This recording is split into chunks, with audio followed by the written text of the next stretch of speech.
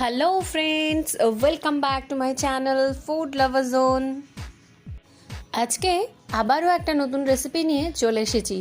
এটা একদম কথা দিয়ে বলতে পারি তোমরা এই রেসিপিটা আগে কেউ কখনো খাওনি। চলো তাহলে রেসিপিতে চলে যাই।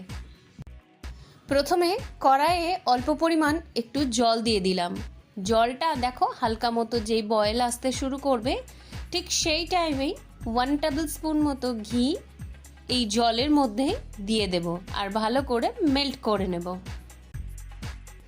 ঘিটা জলের মধ্যে পুরোটা মেল্ট হয়ে গেলে হালকা সরু সরু দানার যে সুজিগুলো পাওয়া যায় ওইগুলো 1 কাপ মতো এই জলের মধ্যে দিয়ে দেব।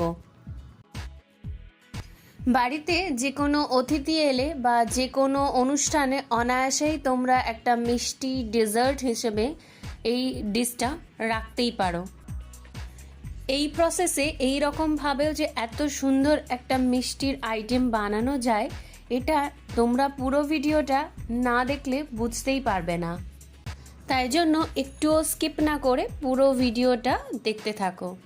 আর সুজিটা এবার জলের মধ্যে দিয়ে হালকা আঁচে এইভাবে নাড়তে থাকবো। আর এতে সামান্য পরিমাণ যদি একটু জল লাগে তো তাহলেও এতে অ্যাড করে নেবে।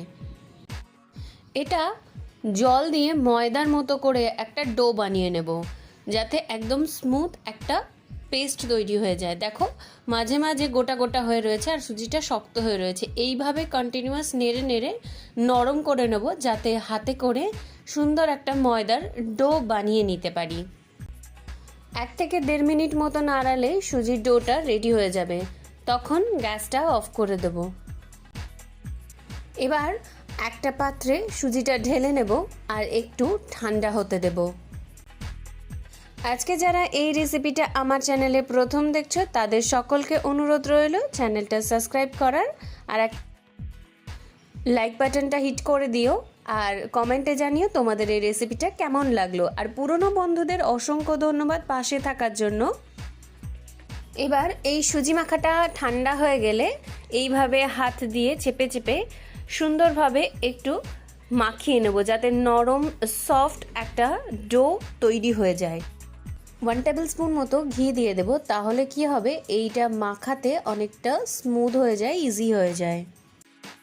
3 থেকে 4 মিনিট মতো সময় নিয়ে একটু ধৈর্য ধরে এই ডোটা তৈরি করলে জিনিসটা খুব সফট হবে আর খেতেও একটা সুন্দর টেস্ট আসবে। ডোটা রেডি হয়ে গেছে। এবার এইভাবে হাতের সাহায্যে লম্বা করে নেব।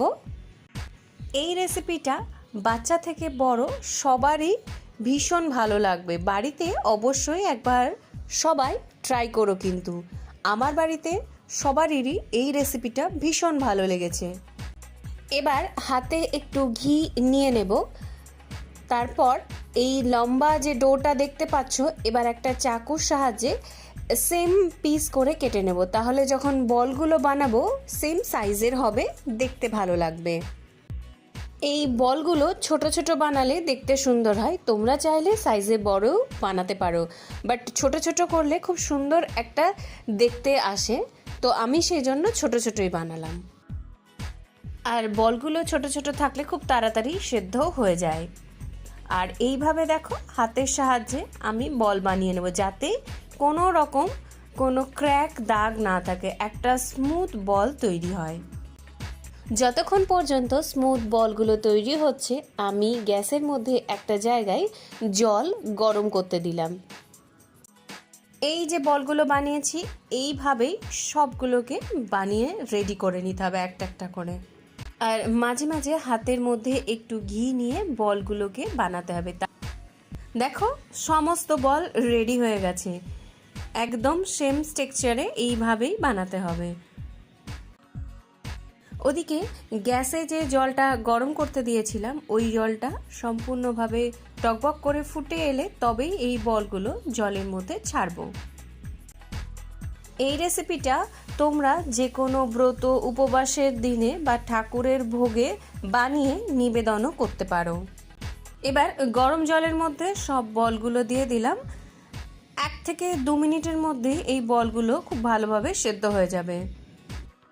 খুব হালকাভাবে একটু নাড়িয়ে দিলাম আর এই সময় গ্যাসটা থাকবে লো টু মিডিয়ামে।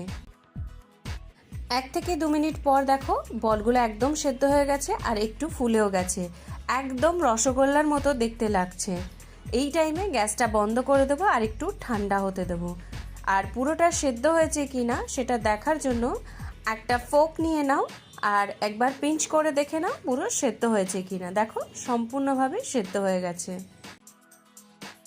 সুজির বলগুলো একটু ঠান্ডা হতে দাও আর পাশাপাশি একটা কড়াই বসিয়ে তাতে 1 লিটার মতো দুধ গরম করতে দাও। আর হ্যাঁ, এই রেসিপিটা যদি তোমাদের ভালো লেগে থাকে অবশ্যই একটা লাইক করে দিও আর কমেন্টে জানিও তোমাদের এই রেসিপিটা কেমন লাগলো। আর অবশ্যই অবশ্যই অবশ্যই চ্যানেলটা সাবস্ক্রাইব করে দিও আর বেল আইকনটা হিট করে দিও।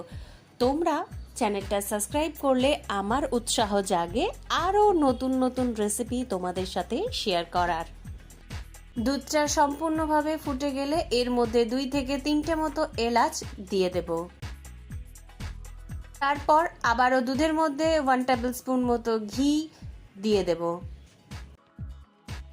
ঘিটা সম্পূর্ণভাবে মেল্ট না হওয়া অবধি এইভাবে নাড়তে থাকবো আর একটু অপেক্ষা করব। এবার সেদ্ধ করে রাখা সুজির বলগুলো একটা একটা করে দুধের মধ্যে দিয়ে দেব। এই যে দুধ আর ঘিয়ের হালকা মিশ্রণটা সুজির বলের মধ্যে ঢুকবে আর একটা সুন্দর টেস্ট চলে আসবে খাওয়ার সময়। এই সময় আঁচটা রাখবে লো টু মিডিয়ামে। সুজির বলগুলো দুধের সাথে খুব ভালোভাবে মিশিয়ে দেব। পাশাপাশি হাফ বাটি মতো একটা নারকোল কুড়ে রেখেছিলাম, এবার ওই নারকোল কোড়াটা দুধের মধ্যে দিয়ে দেব। এবার এই পুরো মিশ্রণটাকে খুব ভালোভাবে মিশিয়ে একটু ফুটতে দেব। কম আঁচে হালকাভাবে নাড়াতে থাকবো যাতে নারকোলের ফ্লেভারটাও সুজির বলের মধ্যে ঢুকে যায়। দুধটা যেই ফুটতে শুরু করবে ওই রকম সময়ে 1 বাটি মতো চিনি দুধের মধ্যে দিয়ে দেব আর খুব ভালো করে মিশিয়ে দেব যাতে চিনিটা মেল্ট হয়ে যায়। বাড়িতে কোনো অতিথি এলে ডেজার্ট হিসেবে এই রেসিপিটা অনায়াসে ট্রাই করতে পারো। কথা দিচ্ছি প্রত্যেকটা অতিথির ভীষণ ভীষণ ভীষণ ভালো লাগবে আর তোমার প্রশংসায় পঞ্চমুখ হবে। দেখো সম্পূর্ণভাবে দুধটা কমে এসেছে, এরকম অবস্থায় গ্যাসটা অফ করে দেব। একদম ক্ষীরের মতো টেক্সচার চলে এসেছে, একটু ঠান্ডা হতে দেব। রেসিপিটা একদম শেষ, তবে লাস্টে একটা টুইস্ট আছে। এই রেসিপিটার এই টুইস্টটাই গোটা টেস্টটাকে এনহ্যান্স করবে। এখনই দেখো দেখতে অসাধারণ লোভনীয় হয়েছে, তাহলে বুঝতেই পারছো স্বাদে কতটা টেস্টি হবে। এবার তড়কা দেওয়ার জন্য এই রকম একটা বড় মাপের হাতা নিয়ে নেব আর তাতে 1 টেবিল স্পুন মতো ঘি দিয়ে দেব। ঘিটা মেল্ট হওয়া অবধি একটু অপেক্ষা করতে হবে। ঘিটা সম্পূর্ণভাবে মেল্ট হয়ে যাওয়া অবধি অপেক্ষা করতে হবে। সম্পূর্ণভাবে মেল্ট হয়ে গেলে 8 থেকে 10 কুচি মতো কাজু কুচি কুচি করে রেখেছিলাম ওটা দিয়ে দেব আর একদম হালকা করে ভেজে নেব। হালকাভাবে ভাজা হয়ে গেলে এবার এই তড়কাটা এই ক্ষীরের মধ্যে ওপর থেকে দিয়ে দেব আর স্ট্যান্ডিং টাইমের জন্য ঢাকা দিয়ে 15 মিনিট মতো রেখে দেব। 15 মিনিট পর আমি তোমাদের দেখাচ্ছি এটা কত সুন্দর একটা টেক্সচার চলে এসেছে। দেখো